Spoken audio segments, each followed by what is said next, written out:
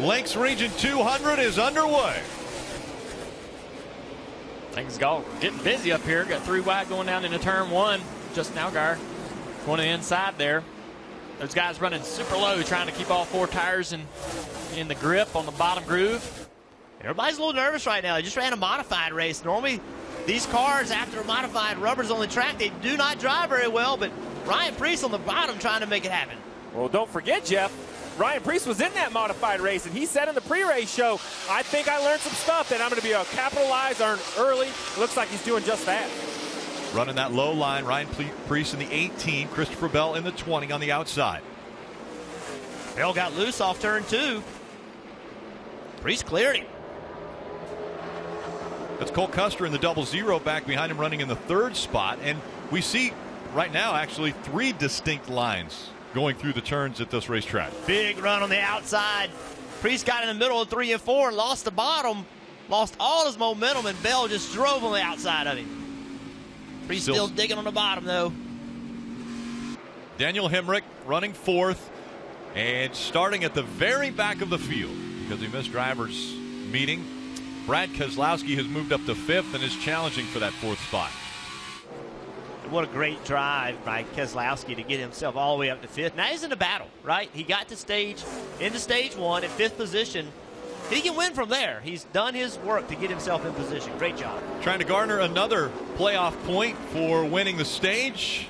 Christopher Bell, after winning at Kentucky, he has kept that momentum up, and coming out of turn 4, he will end up winning stage number 1 here at New Hampshire Motor Speedway.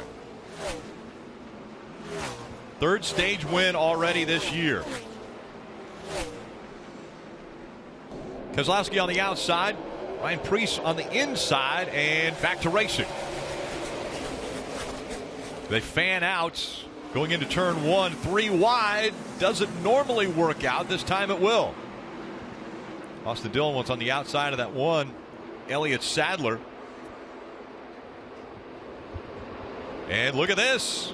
Ryan Preece in the 18 trying to take the lead back away from Keselowski. Nice. I thought Keselowski was going to drive off, and that was going to be the end of this race. Thank you, Ryan Preece, for making this a show.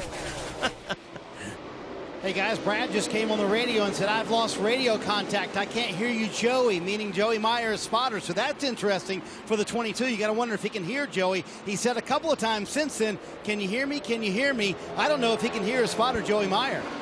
That's tough. Especially in that situation he was just in with the 18 on the outside of him. You really can't tell where that car is. He's going to have to use all the mirrors, going to have to use this, what he can hear. All his senses are going to be required with no spotter. Yeah, it's terribly distracting when you don't know whether you have communication. Take away from your lap time. Brad, though, seems like he's hanging in there with Preece. And Steve, is there a rule on that? Does he have to have radio communication with his spotter? You think it's in your car because everybody else can hear me. So you hear right there, they're trying to diagnose the problem. The question really becomes, by rule, I think it ends up being a safety issue. If they don't think it's going to hassle the driver at all, I've seen them stay out. I've never seen anybody black flag by NASCAR, but now I have seen crew chiefs request a black flag of their own car when they get to the end of the fuel window and need to pit. Luckily, they have only 34 laps left in this stage, so they know they'll be able to come to the end of this stage and then work on it. Sure enough, Keselowski gets it, but now coming right back to the inside. Ryan Preece, right behind them. Ryan Truex in the 11 goes around. Right there, straight right there. Turn right. You're good. And the 4th caution will come out. Out. Truex was running 12th at the time.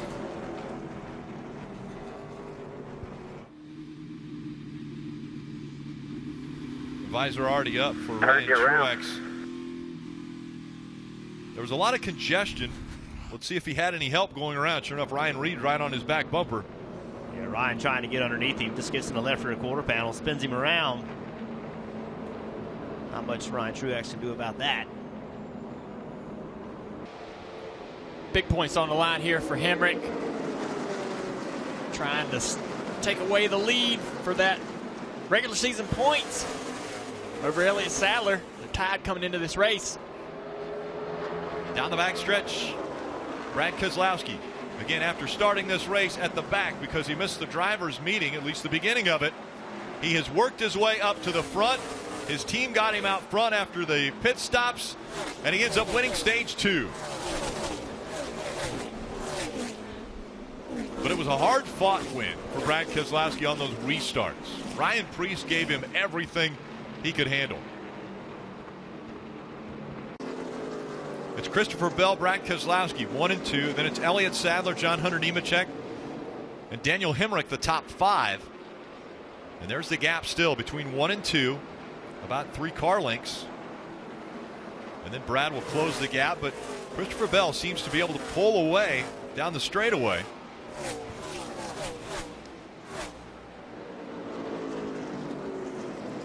.58 laps to go. These guys got to start thinking about when they're going to pit. You know, Brad gets to pit road, and gets there first. Does he get out on the racetrack and after the cycle maybe take the lead by pitting early?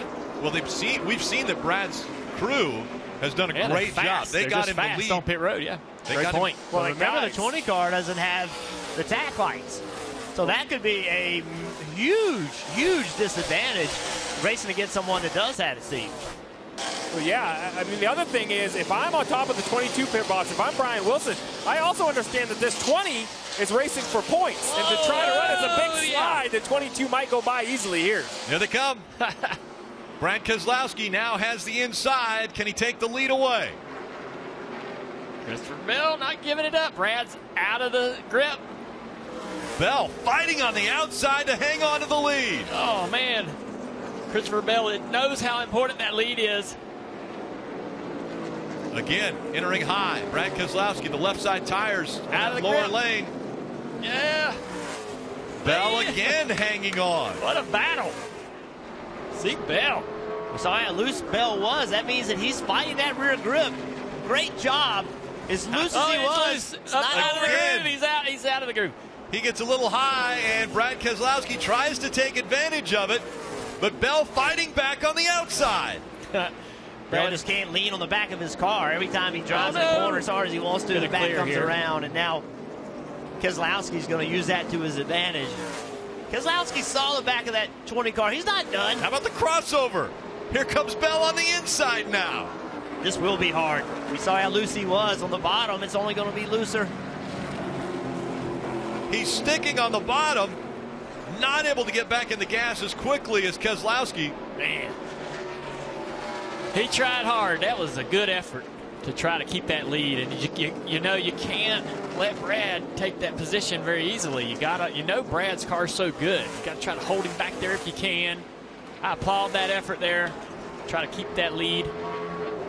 The other thing to think about, we just talked about him not having his lights for his tachometer. The closer he is to the 22, if they do come down pit road or pit on the green, he can pace off of the 22. And if the 22 gets caught speeding, then you'll get caught speeding, but that's all you can do. You can use another car. And the 51, Jeremy Clements, trying to come to pit road, Rick, runs into the end of the tire barrier, and man, he's made some contact there. Yep, and a mess, and that brings the caution out. So now, who does this have the advantage? Caution coming out in the middle of green flag pit stops. And you see a little bit of the damage there to the left front, but trying to get slowed down. Has to be inside that orange box, all 4 tires, and he was just going too fast. Yeah, he's got the brakes locked up right there and drives in the barrels. Just trying to get to pit road. The reason why he doesn't let off the brakes and go back on the racetrack is because he's already committed. So mentally he's thinking, I got no choice but to try to get on the pit road there. Christopher Bell quicker again. 7,000ths, man. He's slowly inching in. Brandon Jones slid up in front of Cole Custer. Now Cole Custer trying to do the crossover, get back on the inside, and big smoke.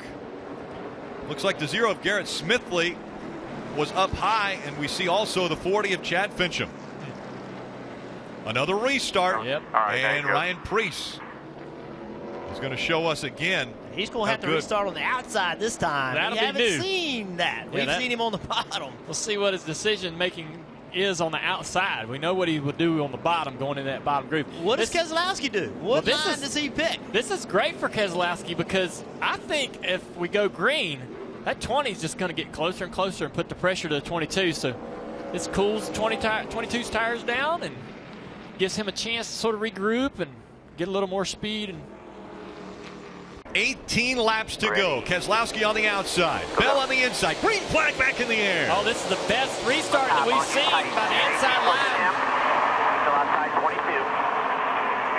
And Christopher Bell has the advantage right here. He's going to clear. One to top. Bell has the lead. He's bringing Hunter Nemechek with him. Still clear. 42's in. John Hunter Nemechek can't get in front of the 22. Christopher Bell can. Here comes John Hunter Nemechek throwing the 42 down into turn 3. I thought Brad Keselowski only had to worry about the 20 car of Christopher Bell. He's got his hands full with all these young guys. Trying to take advantage of that lower line. Now here comes Ryan Preece. He makes it 3 wide for second. How does he make that work? Oh, he made it work. How? See what he can do here. See if he can clear him. Still to the bottom. Left side's below the yellow line. What a move. Keselowski Clear. diving down, though, trying to block the 18 as well as get inside of the 20. Couldn't get inside of Bell. How about Matt Tiff? Matt Tiff throwing that 2 back into contention. The 22 diving inside of the 20. Keselowski can't make it stick that time. Priest is there. Here comes Ryan Preece in the 18. It's crazy how far the 18 Ryan can drive that car into the corner and still stay on the bottom. Brad on the outside with those 2 tires. He doesn't have 4 tires here. He's only got the 2. Could be difficult to defend this as well as Priest has got that bottom rolling. 4 fresher tires. The 18 battling for second now as they come out of 2. He's got the advantage over Keselowski. Priest is going to have to take advantage of Brad a little bit here, I believe. Christopher Bell out in front again. Last week, winning at Kentucky. Now, in front of Keselowski. As we see the 9 a little slower back behind this group. Oh, Priest is out of the groove, out of the bottom groove where the grip is, making a big diamond, making it work. Wow. Here he goes. Keselowski lost the back of the car in the middle of the corner, gave Priest a shot. Oh, he wants to drive in the corner deeper. Couldn't quite do it. Keselowski knows it. He overdrove the entry a little bit. And while these 2 are fighting for position, Christopher Bell pulling away now out front. Now, what Priest wants is a caution, because then he can restart on the inside. That's right. We also need to check Brad's lap times here, see what kind of car he's got. 2 tires versus Bell's 4 tires. Can Brad somehow put together some laps and reel him back in? I really don't know. This is where he's got to be worried, down here in this corner. See Brad roll the center so well. Oh, Brad gets a little tight there. Chasing the back. Little quick. Coming into 3, and Brad Keselowski loses some ground. 1 lap to go. Then you've been doing one more. Same thing you've been doing, like you did a week ago. Christopher Bell up against the best. And once again, Brad Keselowski has given Christopher Bell everything he could want in a great race, and Bell has been able to handle it. Out of turn 4, David beats Goliath. Christopher Bell wins.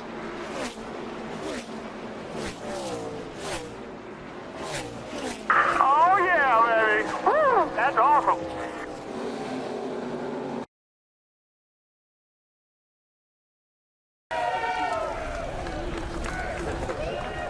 What an impressive run for this young man today. Didn't have to do it from the back of the field today. How'd you hold off the 22 there, Christopher? Man, the better tires, they didn't hurt us, that's for sure. That was nice. Jason was able to put 4 on there, and man, we got going under that long green flag run, and I was getting really nervous because I didn't have a tag, so I didn't really know how I was going to get down pit road, but luckily I got the best spotter on the roof, man, and Tony was able to kind of guide me and let me know, all right, I think you can pick it up a little bit, and then a couple times he told me to slow it down, so it worked out for us. We were able to take 4 tires there, and that was a big deal.